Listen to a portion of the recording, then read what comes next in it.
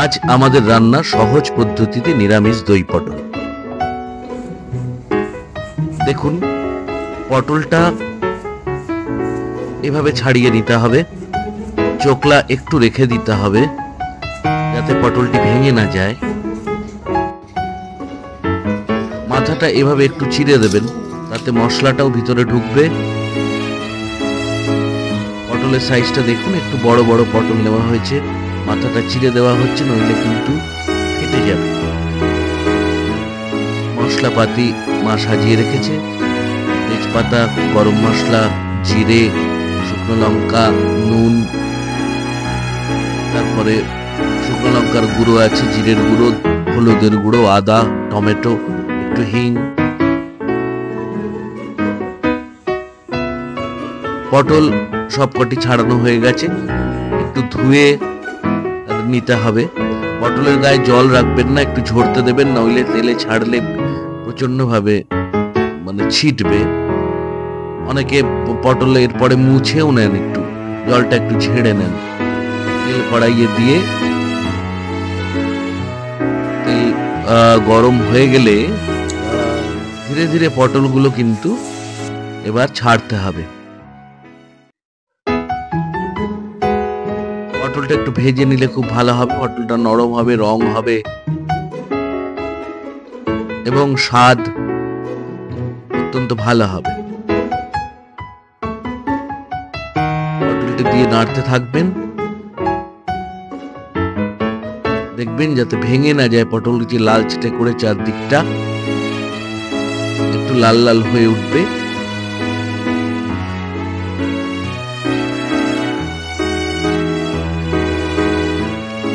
তখন পটলগুলোকে নামিয়ে নেবেন।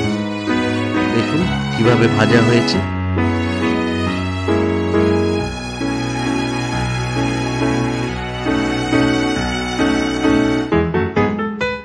এরপর শুকনো লঙ্কা দিন, তেলে তেজপাতা, জিরে,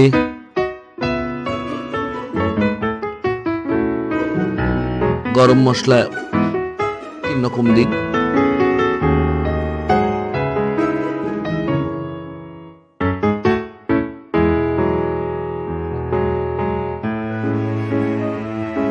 দেওয়ার পরে নাড়বেন।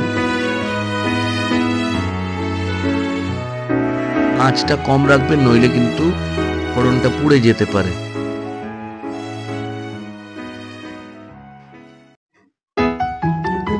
মা একটু হিং সবসময় ব্যবহার করে, একটু হিং দিন, টেস্টটা ভালো হবে। মশলাটা ফোড়নটা একটু হলে তারপরে টমেটোটা ছেড়ে দিন। কুচি কুচি করে কাটা আছে, কেউ পেস্টও করে রাখতে পারেন ইচ্ছা করলে। এরপরে আদা বাটা,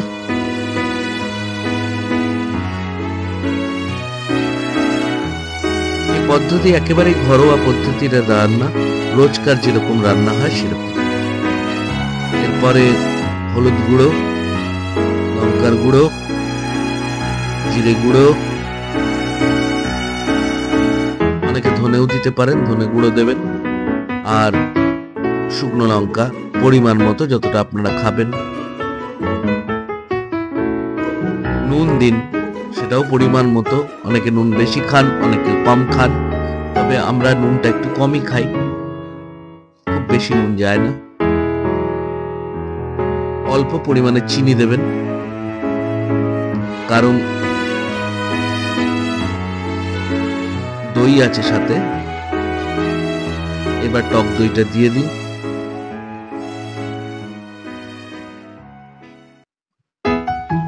অল্প আঁচে কষতে থাকুন মশলাটা। ধীরে ধীরে দেখবেন আস্তে আস্তে তেলটা ছেড়ে দেবে।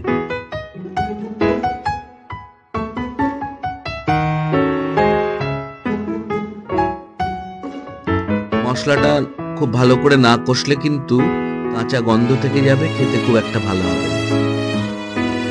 শুকনো লঙ্কা, এই কাঁচা লঙ্কা এরকম ভাবে ভেঙে দিয়ে দিন। যতটা ঝাল খাবেন,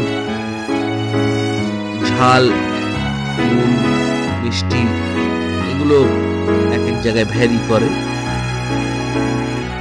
মশলাটা যখন তেল ছেড়ে দিয়েছে, এবার পটলগুলোকে ছেড়ে দিতে হবে।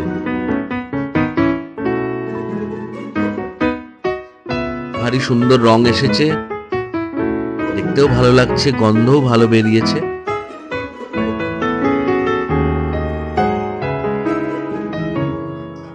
আঁচটা মিডিয়াম রাখুন, পটলের ভিতরে মশলাটা যাতে খুব ভালো করে ঢোকে। এরপরে একটু গরম জল অ্যাড করে দেবেন। পটলটা তো সেদ্ধ হতে হবে, পুরোটা সেদ্ধ হয়নি। সুন্দর করে নেড়ে দিন, ভারী সুন্দর রং হবে।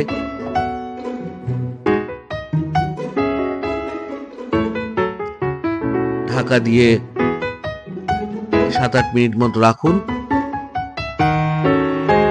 তারপরে দেখবেন পটলটা সেদ্ধ হয়ে গেছে, তরকারি রংটাও খুব সুন্দর হয়েছে।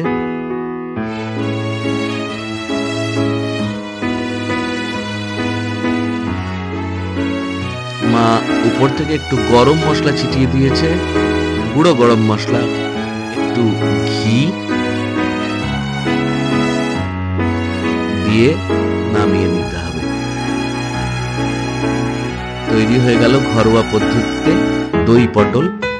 উপরে দুটো চেরা কাঁচা লঙ্কা দিয়ে গার্নিশ করে রাখুন। আবার দেখা হবে। খুব সুন্দরভাবে ঘরে আপনারা তৈরি করুন। সবাই ভালো থাকবেন। জয় গুরু।